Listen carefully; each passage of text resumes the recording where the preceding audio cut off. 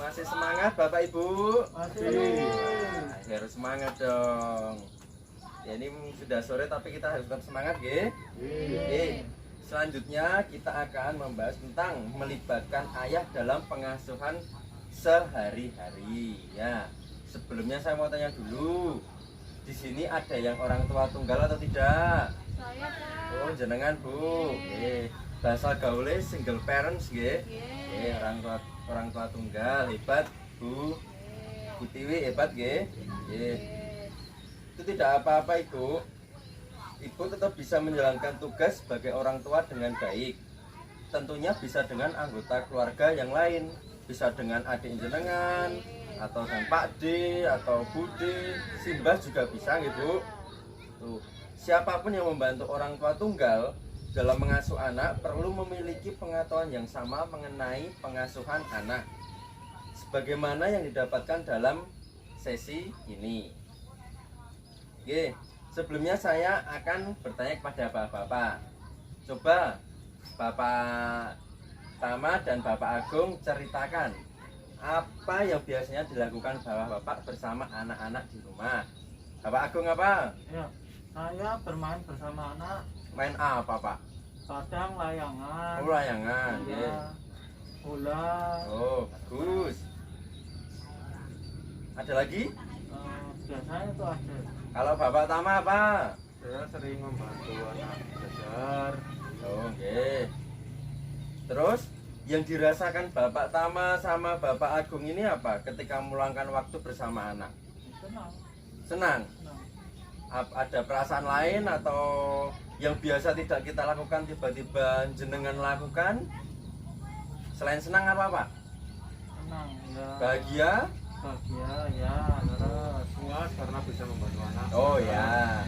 Jadi tahu juga nggak Pak apa yang dimau anak nggih?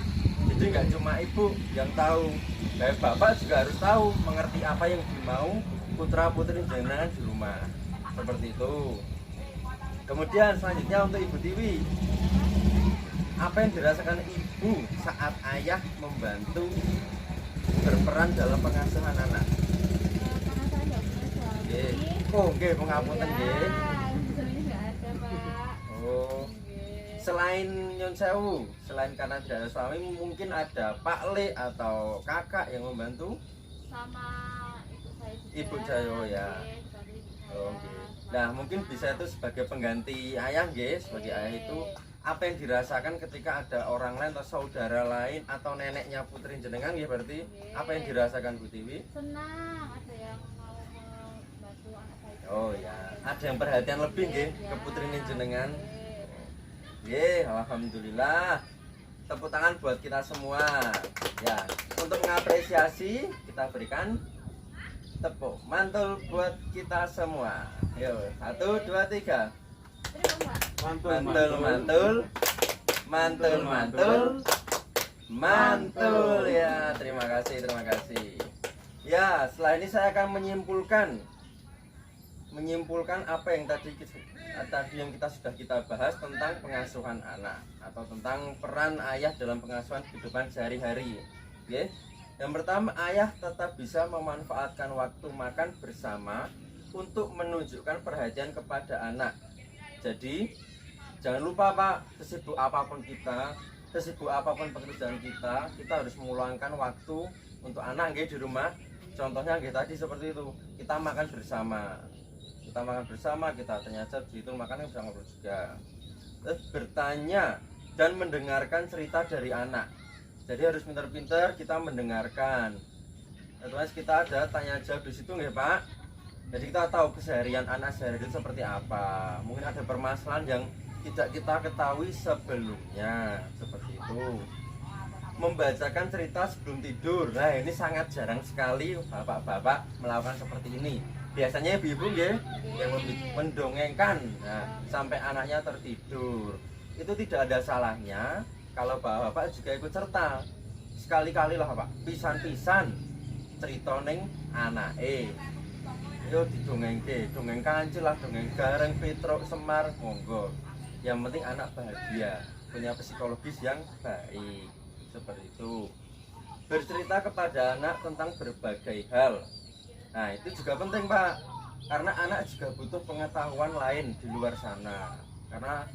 Karena kita juga sudah cukup berpengalaman di lingkungan kita, maka kita menceritakan apa hal-hal yang baik yang harus diketahui oleh anak kita. Ibu juga nggih Bu, jangan lupa juga selanjutnya membantu anak menyelesaikan tugas dari sekolah.